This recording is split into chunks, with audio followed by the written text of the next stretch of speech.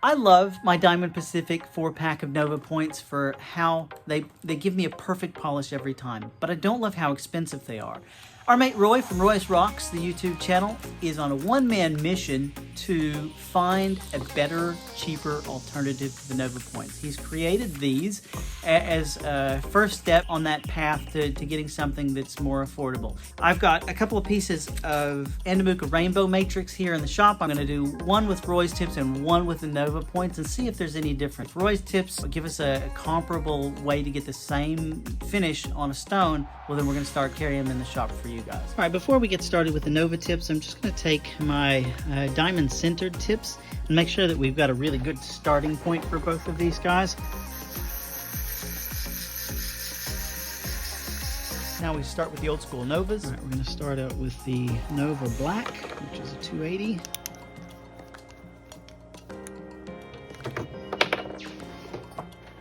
It's about 5 minutes per each tip to cover the whole stone. Now we go up to the 600 grit brown Nova. And now we move to the gray, which is a 1200 grit.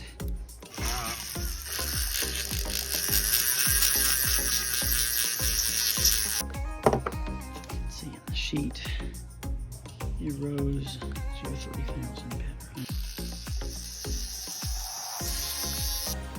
So that's the unpolished side, and that's the side that has been polished with the Nova points, all the way up to 3000. Now we go 200, 400, 800, 1500. So I expect the polish that we get from these will probably not be quite as good that we get from the Novas because it doesn't go to 3000, but you never know. Grits can be funny. First thing I noticed that the size is quite a bit bigger. I mean, I know there is a bigger Nova size. This maybe is closer to that. For the Roy's Rocks version, we're going to use this little guy.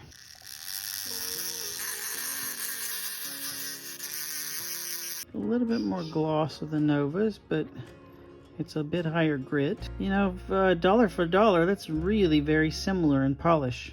All right, so that was a great little test. I was super happy with the way that Roy's bits performed. They're a lot bigger. Like, so if you're used to cutting with the Novas that I carry, Roy's tips are significantly larger, maybe 2 or 3 times bigger. When I was cutting with them, I noticed that a lot of the resin was ending up on the opal. And from having tried a bunch of these types bits before, what that usually means is that they wear out faster than the Nova bits. But considering they're 3 times bigger, you know, they're probably going to last about the same amount of time, just because there's so much more material to wear through here. So not necessarily a bad thing, especially if we can get these at, you know, at a much more competitive price point. In terms of the kind of cutting that I do or the kind of carving that I do, I tend to do intricate things, right? If I'm going to carve something, it's generally going to be intricate. So the size of the tip really matters for me a lot of the time. If you're the kind that doesn't have, you know, an arbor or a big flat lap and you do all of your cutting on a Dremel or a flexible shaft, then you might find these is really handy in just doing your general polishing all around. Once you shape something with your centered bits, it really helps to have something big like this because you want to cover a lot of that opal surface area as fast as you can. If you try to do it with something small like this, it just takes forever. So there's definitely a time and a place for this, and I can see how it would be super useful for a lot of you guys. I'm happy with these. I'm going to have a chat with Roy. I'm going to stock these in my shop. I'm going to go ahead and I'm going to use it on a bunch of different opals and see how they perform on different kinds of opals. But generally, if they perform on this kind of rainbow matrix, then they're going to perform on any kind of opal. For those of you guys who are used to buying bits from me, I use 2.35 shafts on all the stuff in my shop. One thing to note is these shafts on Roy's bits are bigger. They're 3mm shafts, so if you're using a sizing chuck that you can put anything on there like I do, that's not going to matter to you. But if you're using a chuck that accepts only certain size bits, that's something that you're going to need to know. All right, so for those of you guys who want to stick around, a lot of the questions I get specifically about rainbow matrix, and this is going beyond the tips that I'm using right now, is specifically about how to get a good finish on them. You can see that even with these really nice bits, the finish that we get on the end of them, although shiny, is not really a commercial grade finish. It's hard to sell material that's finished like this because it doesn't have that nice shine. So generally what we do at this point is go ahead and stabilize the material, which means take some kind of glue or resin and fill up all of the holes that are inside the opal so that you can put a really nice polish on the outside. You do this with most kinds of soft matrix. You do it with Queens and Fairy opal. You can do it with Andamooka. There's any kind of matrix opal that doesn't take a nice polish, you can usually do this too. Now for you guys that are in the States, I would normally use something like a Starbond Thin. In Australia, Starbond Thin is kind of hard to find. You can get it, but it's expensive. And so today I'm trying out a new kind of super thin CA type glue. It'll be this for all you Australian guys. You can get this really easily and cheaply online. So this is essentially the Australian version of Starbond Thin, and this is what I'm going to use to stabilize these opals today. All right, let me show you how to do it. First thing we're going to do here is dry the stones off. If you're going to stabilize your stones, they need to be nice and dry. If I'm doing a bunch of stones, I might do this in an oven. If I'm just doing 1 or 2 stones, I usually just put them over a flame. You know that they're nice and dry whenever they turn white. You see them turn white there? You can see the polish on it better now that it's dry. You can see that's the unpolished side and the polished side. Once the stones are nice and dry, you want to get them up on dop sticks. It's a little tricky to dop this way because normally you would dop it and then drop it in the water to set the whack, but you don't want water to get back into the stone, so you have to dop it hot.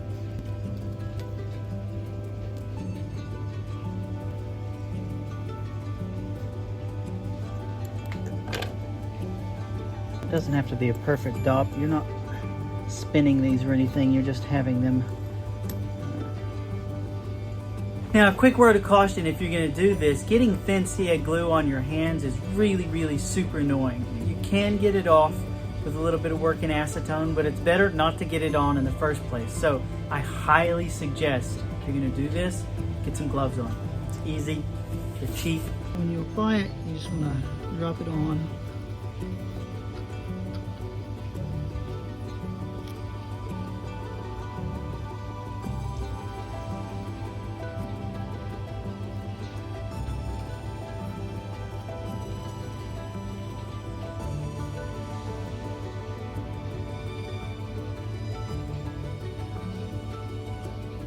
Okay, so now once it's dried, you want to get it wet and get some wet dry sandpaper, like a 240 grit is probably a good place to start. And if you've put it on really thin, the 240 will help you thin it out. If you've put it on a little bit thick, you might want to start with like a 180.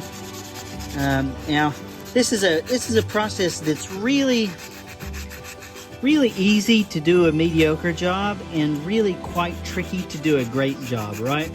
And it's taken me years of just practicing and practicing and practicing to get exactly the right polish that I want. If you put too much of the glue on, it gets kind of a plasticky, you know, like a fake look, and you're not looking for that. What you're looking to do is really just fill up those holes and then sand down to the point where all you have left is the face of the rock and the holes, right? And let me dry this off and see if you can see what I'm talking about. You can already tell there's a bit of a, there's a much better surface here for polishing in terms of a final polish. You see how that's significantly better than it was before. And usually I'll go through this process a couple of different times, putting on really thin coats, because I want the finish to be stone with the holes filled in, not all stone and not all glue, right? So the purpose is stabilizing the soft spots in here and then sanding down to them. If you have too much glue, then that's kind of what you get, you know, this like plasticky look here, even whenever you sand it, and I'm not a fan of that, but you can get really good results if you just work that balance.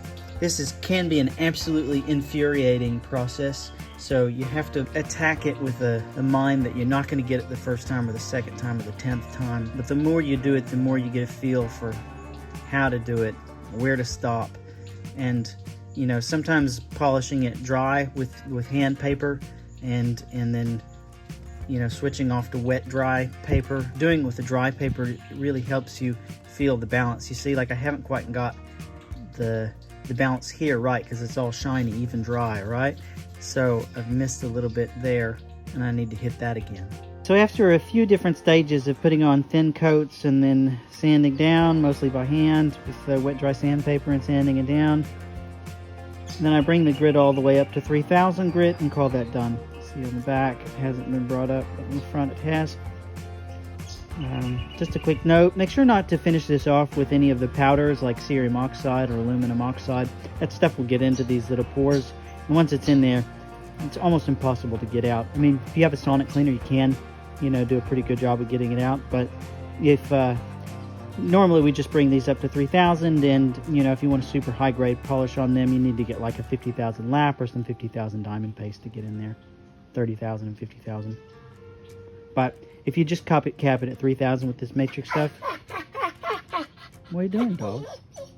If you just cap it at 3000 with this matrix, it gives you a perfectly good commercial finish.